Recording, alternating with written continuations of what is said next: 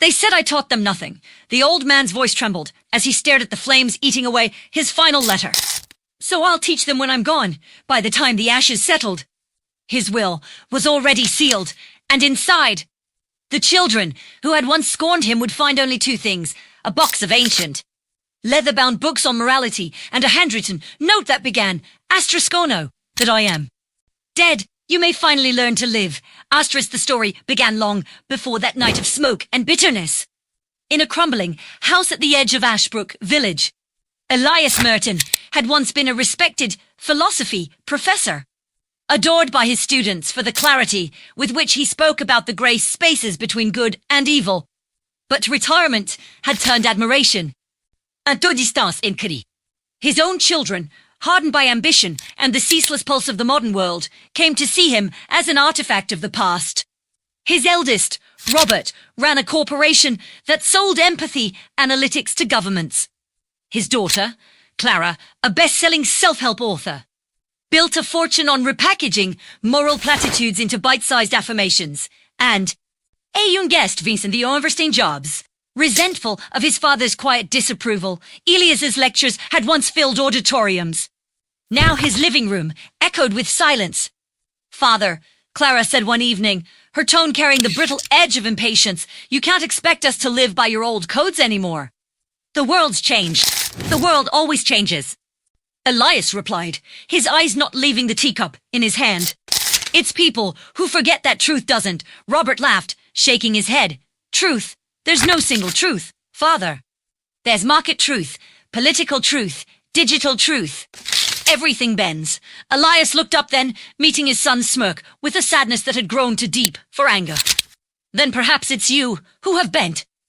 Robert, the world can't twist your spine unless you lean first." That night, the siblings left the house before sunset, muttering that he had grown senile. Vincent stayed, hovering by the window as the light died. "They're not wrong, you know," he said quietly. "You make people feel small when you talk like that." "I don't mean to," Elias murmured. "But I cannot pretend that rot smells like perfume." The days that followed were heavy with silence. Elias began writing again, not for publication, but for remembrance. He filled notebook after notebook with thoughts on virtue, compassion, and decay. He spent his mornings revisiting the shelves that lined his study, shelves filled with texts most of his children had never opened. Aristotle, Augustine, Kant, Tolstoy, his truest companions. But the news came one grey November morning. Elias collapsed in his chair, pen still in hand, ink staining the margin of his final sentence. Asterisk, to teach those who refuse to listen, one must speak beyond the grave. Asterisk, the funeral was brief, perfunctory. Clara wept publicly. Robert stared into his phone between condolences. Vincent lingered by the coffin long after the others had left, as though waiting for his father to offer one last correction. 3 days later, the will was read in the drawing room under the stern eyes of portraits that had survived 3 generations. The attorney, a thin, stooped man named Hargrove, cleared his throat. "Professor Merton aids follows." Robert leaned forward expectantly. Clara dabbed her eyes with a tissue, though her gaze glinted with calculation. "The house, the savings, the stocks, and all material assets are to be donated to the Ashbrook Library Foundation," Hargrove continued. "Each of the deceased children shall instead receive a single wooden chest delivered to their homes within the Isacobert Barquette." "He's leaving us nothing." "Not nothing," Hargrove said, producing 3 sealed envelopes. A message accompanies each chest. When the chests arrived, they were identical, dark walnut, brass corners, and an ornate lock that yielded to the same small key inside each envelope. Enduit chest came a letter written in Elias's uneven but deliberate hand. Clara unfolded hers first. "Asterisk me, beloved children, asterisk asterisk you, said I taught you nothing. That may be true. Perhaps I spoke too soon, or you listened too late. But death grants me patience I never had in life. Inside this chest are books that once taught me how to see the world, not as it appears, but as it ought to be. You may burn them, sell them, or ignore them, but if you should redonner, the first lesson of morality is that it does not flatter, asterisk asterisk love, in its truest form, demands discomfort, Asterisk asterisk. Father asterisk Robert laughed bitterly when he read his. He's punishing us with homework from the grave, but Clara felt something heavier, a tremor of guilt. She opened the chest and found the first book, asterisk the Nicomachean, Ethics asterisk. Beneath it, a handwritten note on aged parchment, asterisk again, with what you cannot understand. Only then will it change you. Asterisk that night, she. Ditri Torred, but every mere self-serving words back at it. Meanwhile, Robert tossed his chest into storage, muttering about moral relics, while Vincent, uncertain whether it was love or fear that compelled him, carried his father's chest upstairs and placed it beside the window. When he lifted the lid, he found not only books, but a small journal bound in cracked leather.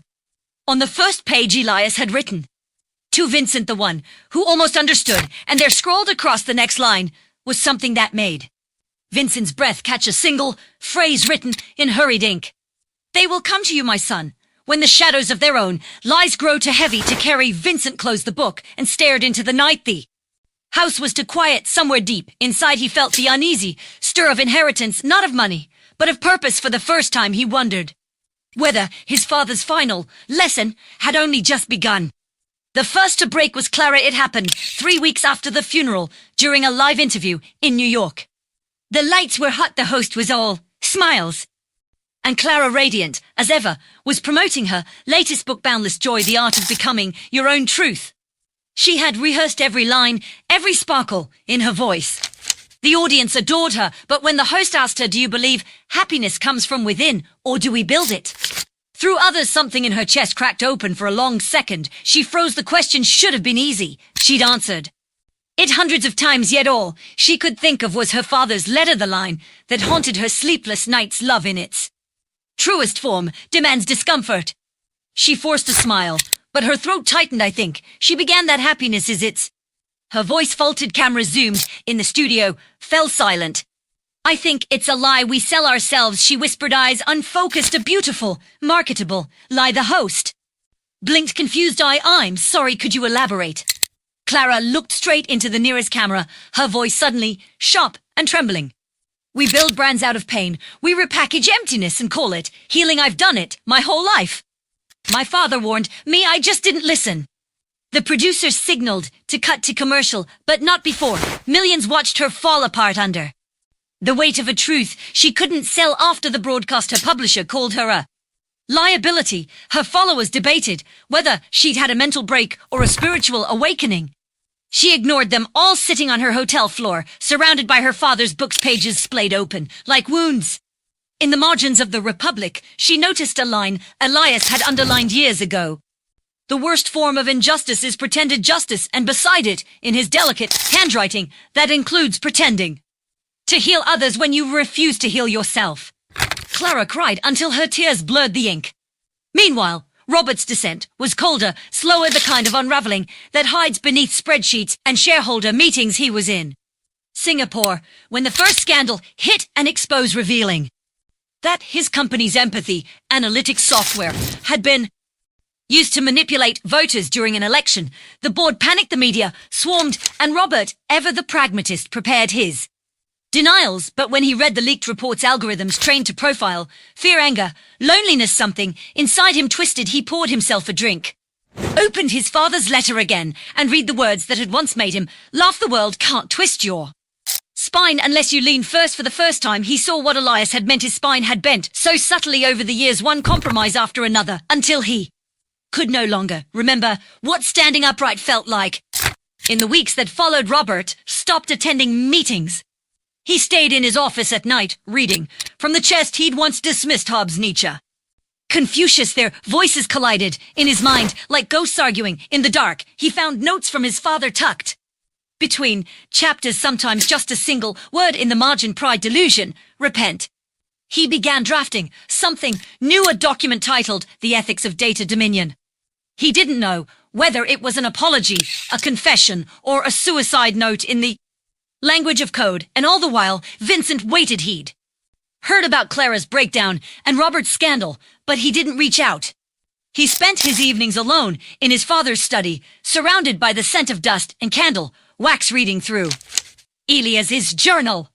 Each entry seemed written not for reflection, but for instruction. If virtue cannot be taught in life, let it haunt in.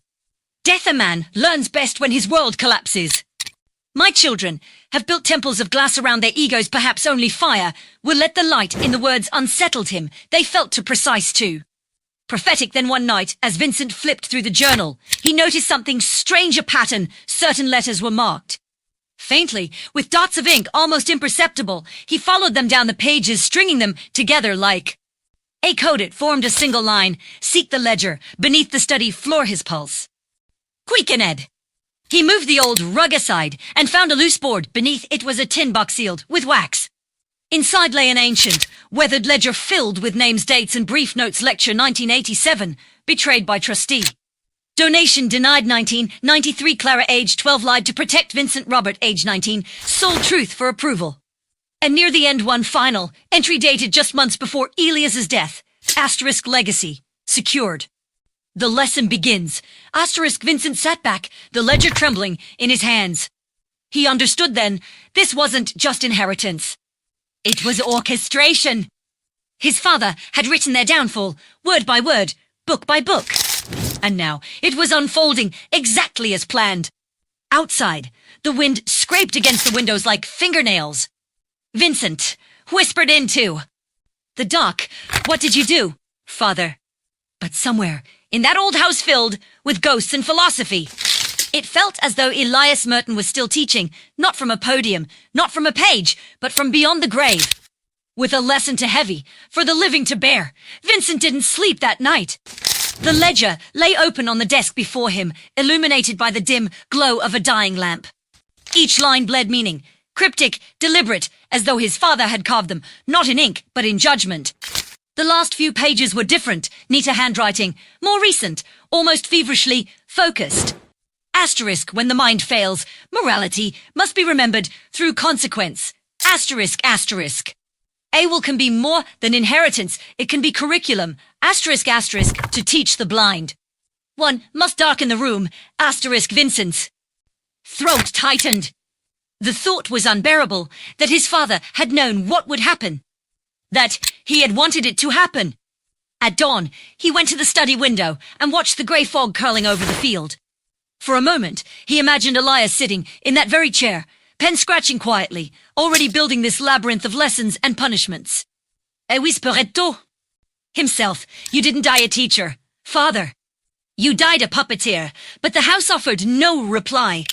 Only the faint creak of settling wood, or perhaps the echo of old thoughts still moving through it. Later that week, Clara called. Her voice trembled through the receiver. Vincent, I don't know who else to talk to. I can't stop hearing him. You mean Dad? Yes, a long silence. When I read his books, it's like he's in the room. Every word feels like he's watching, judging. I thought I was helping people, but now her breath caught. Now I don't know if I ever believed a single thing I said. Vincent leaned against the wall, eyes fixed on the ledger. He wanted you to question that. I know, but it's too much. It is like he planned this like idea without him. Vincent closed his eyes. Maybe that asterisk was asterisk the lesson. She was quiet for a long moment before saying, there's something you should know. Robert's gone missing. The words hit him like a sudden chill. Missing? His assistant said he left the office 2 nights ago. He was supposed to board a flight, but he never checked in. The police found his car near the bay. Door open, wallet still inside. Vincent's mind raced. You think I don't know. But before he disappeared, he sent me an email. It just said, Asterisko was right. Asterisk Vincent didn't respond. The call ended in static, leaving him alone, with the hum of the old house and the echo of his father's voice in his head. Astraman learns best world Asterisk get your Ned back. Torzalid Jeffrey last page. There, beneath the neat script, was an unfinished line, a sentence that trailed off into an inky blur. Asterisk, if they cannot rise, the world will. Asterisk, he ran his fingers across the paper, tracing the indentation of what might have been written before the ink spilled. The page beneath it had faint impressions, like pressure marks from the missing words. He held it up to the light and saw the ghost of a phrase pressed faintly into the fibers. Asterisk. Judge them, in my stead.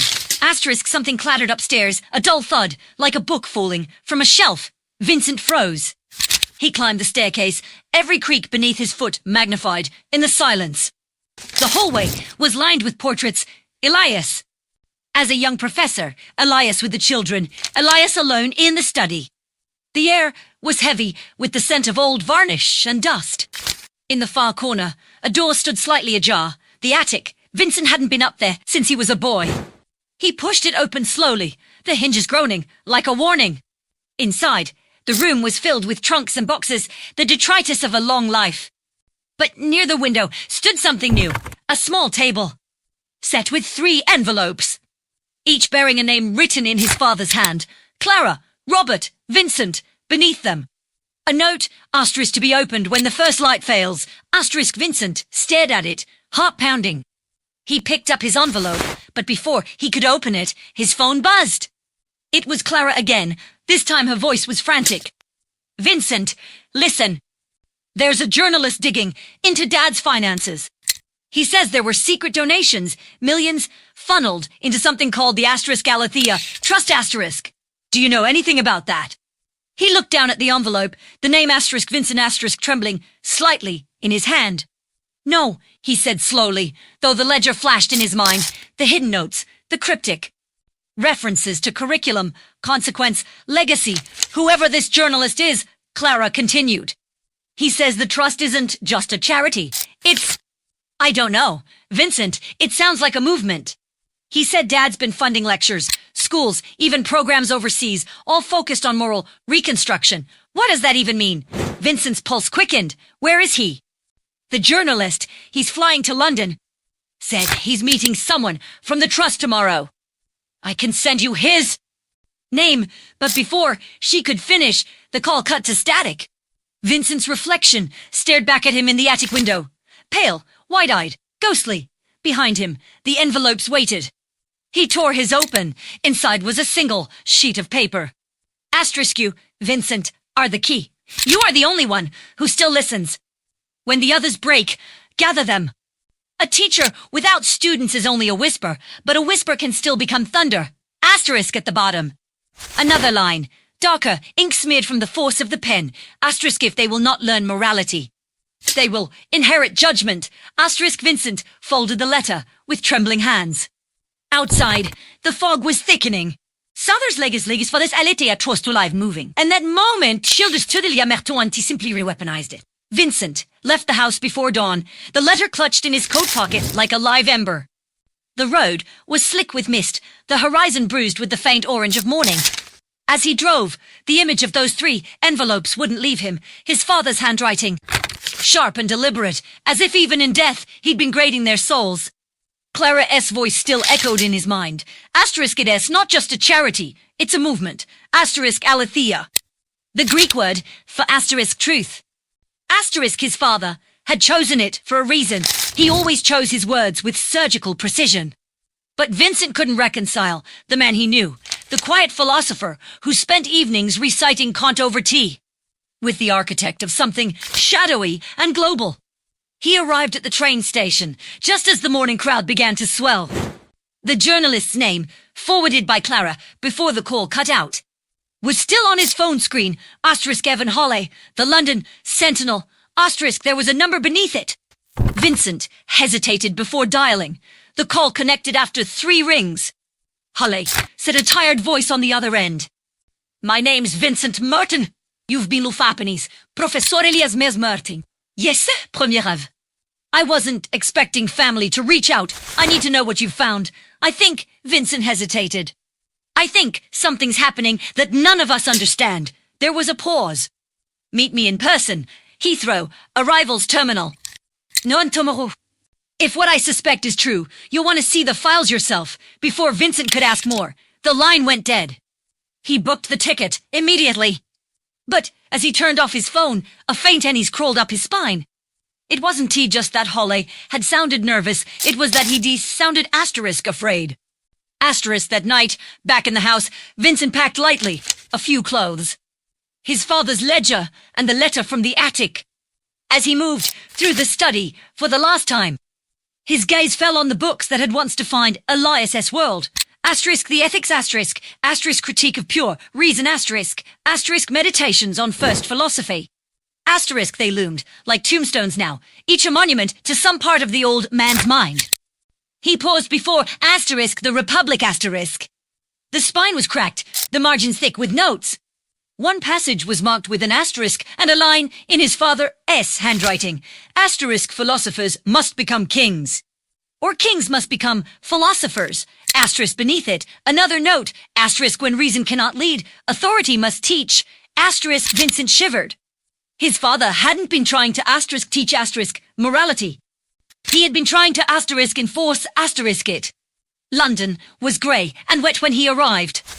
Halle found a corner frost from the terminal. Isco Adon, his ugly face that entered. He was younger than Vincent expected, late 30s, maybe, but his expression was one of a man who'd seen too much. You look like him, Halle said as Vincent sat down. Same eyes. Vincent ignored the comment. You said you had files. Halle nodded, sliding a folder across the table. I've been tracking the Alethea Trust for 6 months. It was registered as a charitable organization in Zurich 5 years ago, but the funding trail is older, almost 2 decades. Dozens of shell accounts, all eventually leading back to your father. Vincent flipped through the documents. Photocopies of wire, transfers, tax filings. A mission statement typed on thick stationery. Asterisk restore moral order through education, governance, and influence. Asterisk education, Vincent murmured. My father was a teacher. Not like this, Halle said grimly. Look closer. Further down were photos, grainy images of lectures and gatherings in various countries. Men and women in austere suits, banners with a sigil resembling an open eye, within a laurel wreath.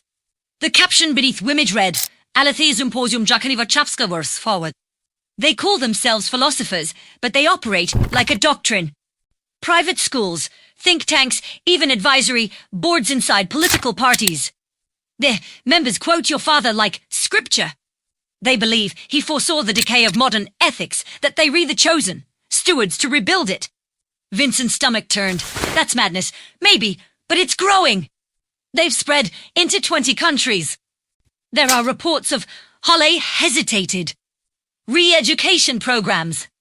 People who leave off and disappear. Vincent's hands trembled as he gripped the folder. You're saying, my father built a cult.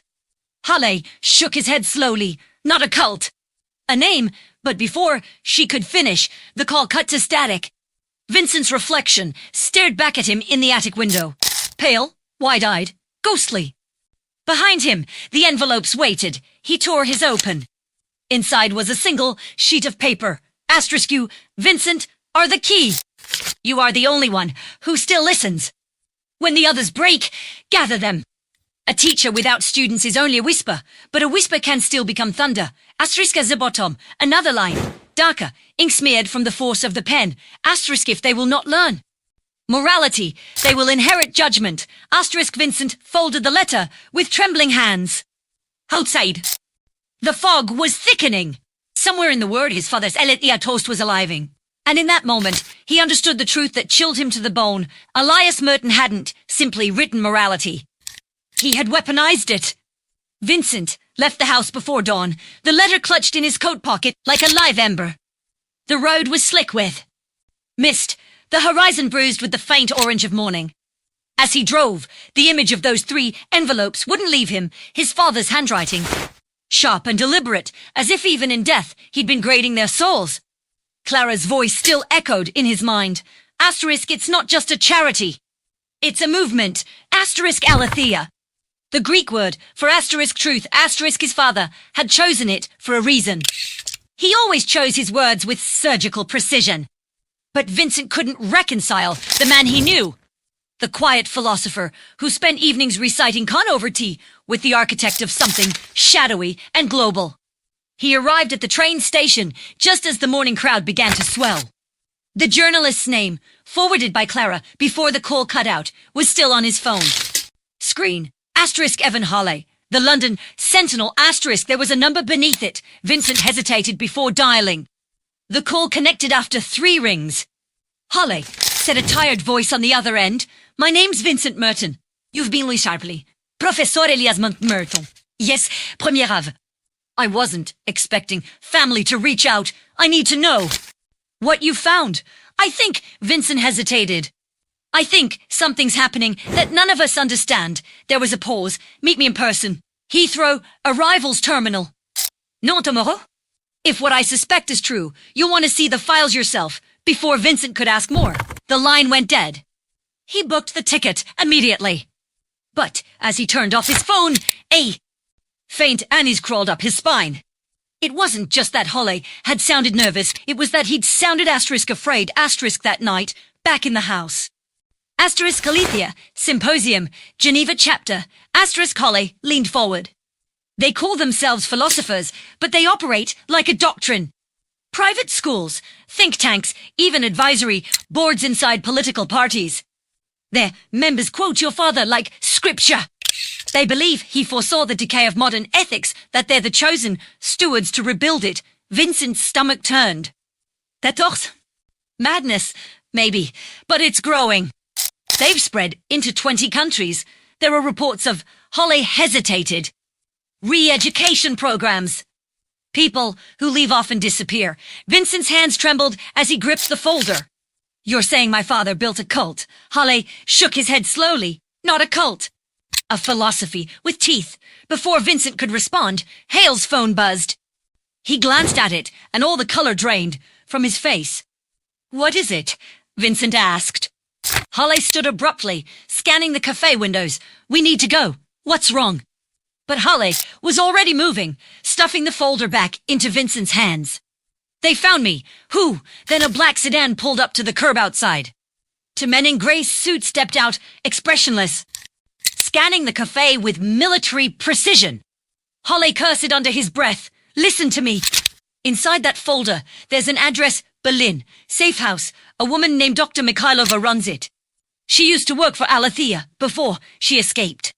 Find her. She explained everything. Holly, the journalist, shoved him toward the back door. Go! Now! Vincent stumbled into the alley just as the front door burst open.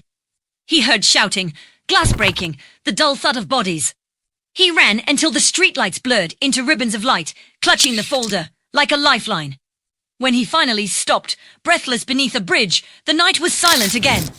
He opened the folder one last time and found a photograph he hadn't noticed before, a group shot from one of the Alethea symposiums. In the center stood a familiar face, older but unmistakable, Elias Merton. And on the podium behind him, the words were etched in gold. The world will learn. Even if it must suffer to do so, Vincent's heart pounded. His father's voice echoed in his memory, calm, patient, absolute, if virtue cannot be taught in life. Let it haunt in death. Now, it seemed the haunting had already begun. The next train out of London left before dawn, and Vincent was on it, hood up, face shadowed. The stolen folder pressed flat against his chest like a heartbeat he couldn't quiet. Every screech of the wheels along the rails sounded like pursuit. He didn't look back. He didn't have to. He could feel them behind him, his father's disciples, the children of Alethea, moving in the dark. By the time the train crossed into mainland Europe, he'd memorized every word in the folder Holly had given him. There were bank statements from Zurich and Vienna, encrypted correspondences signed only with the letter E, and a detailed schematic of a facility outside Berlin, the Alethea Institute for Moral Restoration. The name alone felt like a scar carved into language. He flipped to the final page again, and again, a photo of the institute's entrance, marble pillars. A bronze plaque engraved with one of his father's famine on libelloit.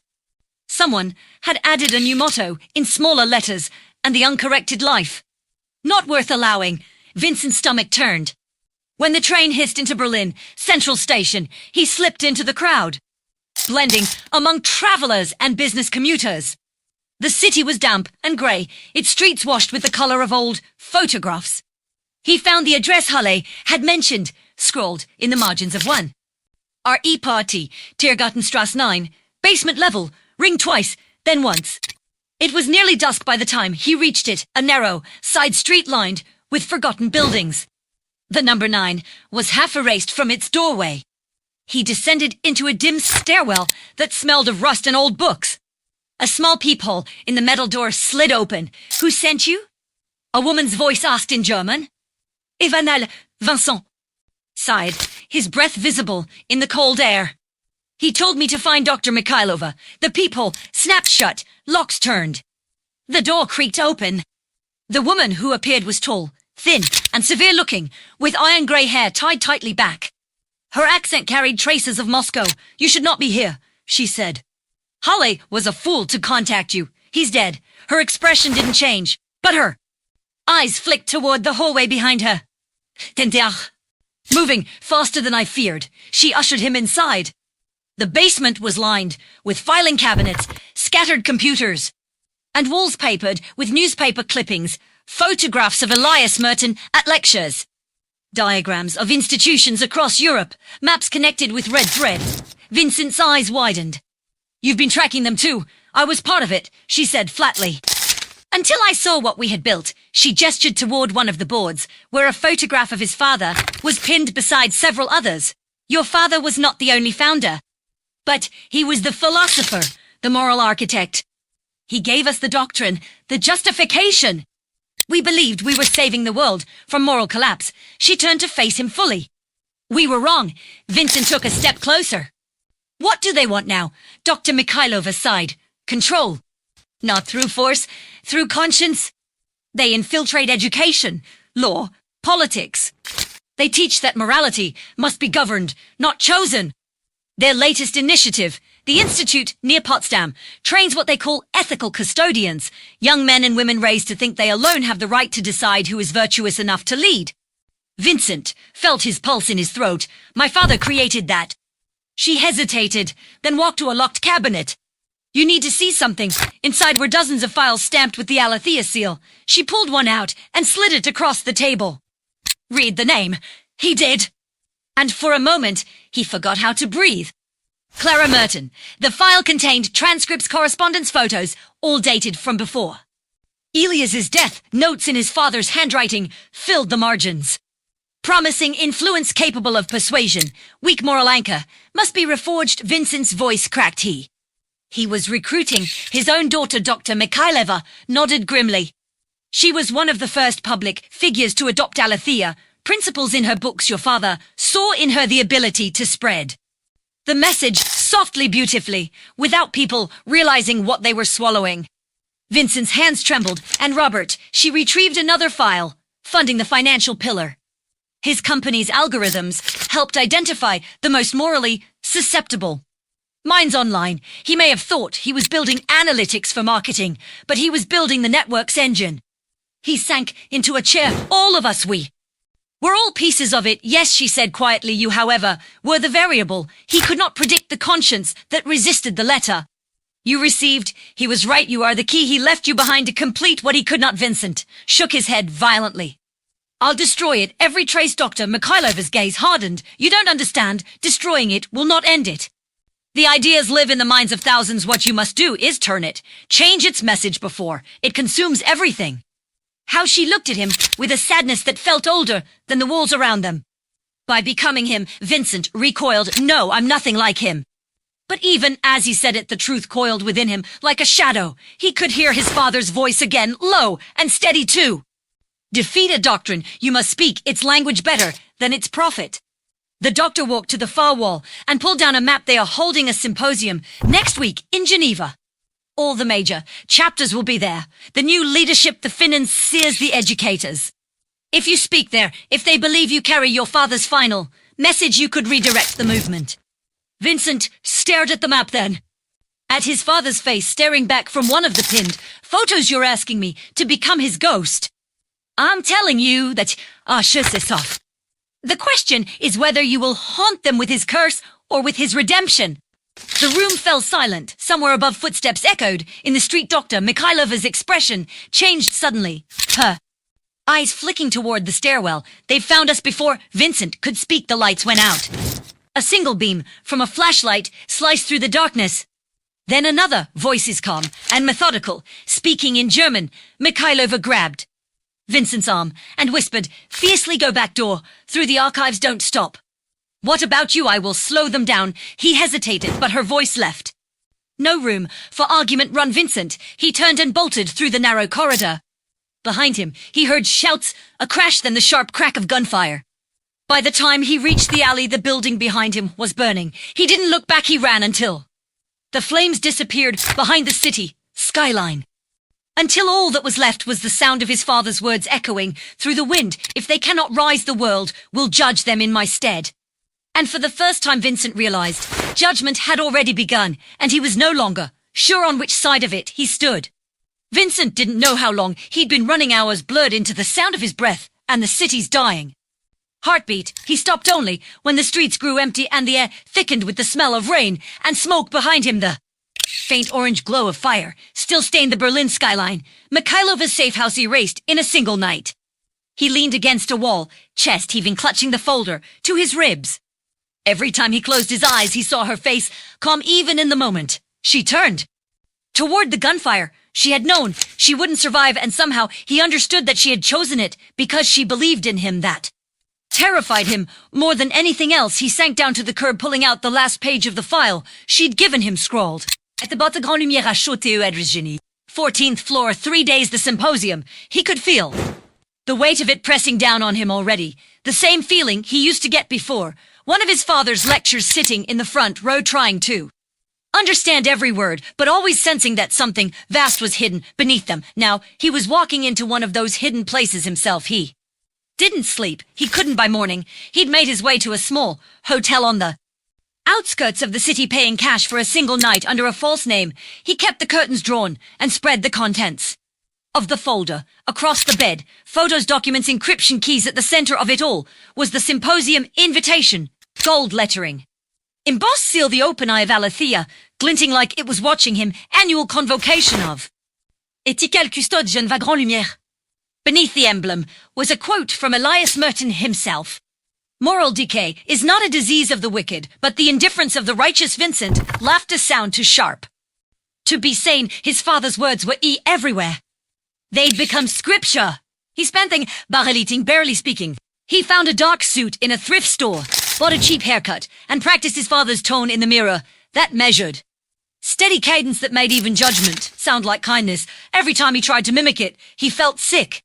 He wanted to hate Elias. He wanted to believe the man had been a manipulator, a tyrant disguised as a teacher. But in the quiet moments between exhaustion and fear, he remembered a different image. His father sitting at the old oak desk, looking up from his notes just to ask softly, "What is the good, my son?"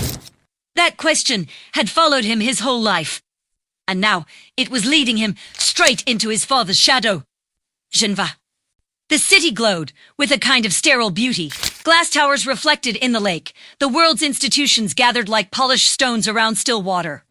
The Grand Lumiere Hotel loomed over it all, white marble and gold trim, its flags fluttering with the insignia of nations and corporations alike. Vincent arrived under a false credential, one of Hale's forged passes from the folder. He walked through the revolving doors with his heart pounding and was greeted by a sea of people dressed in quiet authority. Politicians, executives, academics. Every conversation hummed with words like asterisk ethics, progress, asterisk and asterisk stability. Asterisk, no one looked twice at him. On the 14th floor, the ballroom had been converted into a lecture hall. A banner stretched across the stage. Asterisk, asterisk, the Alethea Symposium, a new dawn of moral governance. Asterisk, asterisk, Vincent took a seat near the back, scanning the faces. On the large screen behind the podium, an image of his father appeared, smiling faintly, eyes bright, as if he were still alive. The room hushed. A woman stepped onto the stage. Tall, poised, dressed in silver grey, her voice carried like silk over marble. Ladies and gentlemen, the legacy of Professor Elias Merton lives in all of us. He saw the crisis of conscience that our age denied, the erosion of truth beneath the weight of convenience. Alethea exists because he dared to say what no one else would. That morality must be governed as surely as law.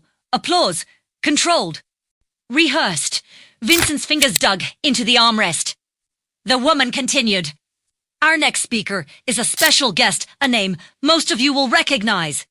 One who bears not only the bloodline, but the intellect of the man who began this work. She smiled, and the crowd turned. Please welcome Vincent Merton. The room sound folded into silence. For a moment, he couldn't move. Then, as if compelled by something outside himself, or deep within, he stood. The lights caught his face, and gasps rippled through the audience. He walked to the podium, the weight of every gaze pressing against his skin. He looked up at the projected image of his father, that familiar expression hovering above him like a ghost. When his buck hoys were too steady, my father believed that morality could be taught, he began. He was wrong. A murmur spread through the hall. He believed you could reason with the world, that you could lecture it, write it, shape it into something good. But what he forgot is that power always listens best when it feels righteous. He paused. And righteousness, my friends, can be the most dangerous weapon ever forged. The murmurs grew louder, uneasy. Vincentos? Voice hardened. You built temples to his words, but you turned his philosophy into tyranny. My father wanted to teach conscience. You want to manufacture it. A man near the front row stood. Who are you to speak of Elias Merton? You betray him. Vincent leaned forward into the microphone. No, I am him, the part of him that still doubts. Gasps, shouts, security began to move toward the stage. Vincent raised the folder high for all to see. These are your records, the hidden accounts, the names of your custodians, every secret you've buried in the name of truth. The world will see what Alethea really is, not a philosophy, but a machine of moral control. The lights flickered. Someone shouted for the guards. Vincent looked once more at his father's image on the screen and whispered, You wanted to teach us through consequence. Consider this your lesson, Father. Then he opened the folder and dropped it into the camera's view. Every page, every document, spilling out like white fire across the stage. Security lunged. The crowd erupted. But even as they dragged him away, Vincent saw through the chaos the flicker of phones, the flash of recording lights. The truth was out. And fort. The first time in his life, he understood what his father had meant when he wrote, Asterisk, a man learns best when his world collapses. Asterisk, because now, as Alethea's empire began to fracture under the weight of its own hypocrisy, Vincent felt something both terrifying and pure, the faint, unmistakable pulse of freedom. When the guards hauled Vincent from the stage, the audience had already descended into shouting. Chaos. Cameras still rolled. Microphones dangled. The air was alive with disbelief. In that instant, he realized that it didn't matter whether they dragged him out in chains. The words were already loose. And truth, once spilled, could not be gathered again. The marble corridor outside the ballroom smelled of perfume and sweat and panic. His wrists were clamped in cold steel, but the guards were arguing, torn between orders and confusion. Someone barked in French, another in English. Shut it down. Get him out of sight. They shoved him into a service elevator. The mirrored walls face ballon grim, as if a dozen versions of himself were watching to see what he would do next. Somewhere beneath the pounding of his heart, he heard his father's voice again, measured, calm, merciless. Asterisk, you cannot change a world you refuse to enter. Asterisk, when the doors opened at the ground level, another voice cut through the clamor. Stop. The guards froze. A woman stepped forward from the crowd of officials. She wore a black coat, her hair pinned tight, her presence like a blade. Vincent knew her before. She spoke. Clara, his sister's face was unreadable. Release him, she said. Dosaguar. They hesitated until she snapped. Now, the cuffs came off. Vincent rubbed his wrists. How long have you been with them? Clara's gaze didn't waver. Long enough to understand what you've just done. I exposed the truth. No, she said quietly. You declared war. She motioned for him to follow, leading him through a side corridor into a private lounge. Once the door shut, she turned on him with eyes full of something between fury and despair. Do you have any idea what this will cause? The moment your speech hits the networks, governments will sever funding, members will scatter, extremists will retaliate. You've set fire to a powder keg. Vincent's jaw tightened. Then maybe it's time the world burns a little. Spoken like him, the words hit him harder than a slap. I'm nothing like father. She laughed bitterly. Aren't you? Standing on a stage, dictating morality to a crowd that can't think. For itself. He'd be proud of you. That's not, but she was already pacing, her heels sharp against the marble. You think this ends Alethea? You think a few files and a speech destroy belief? You don't understand what you unleashed. Vincent. There are people, dangerous people, who have built their identities on Father's philosophy. They'll see you as a heretic. A traitor to the truth. He took a step closer, then help me stop them. For the first time, Hamas cracked. You can't stop belief. You can only redirect it. That's what Mikhailova said. Clara froze.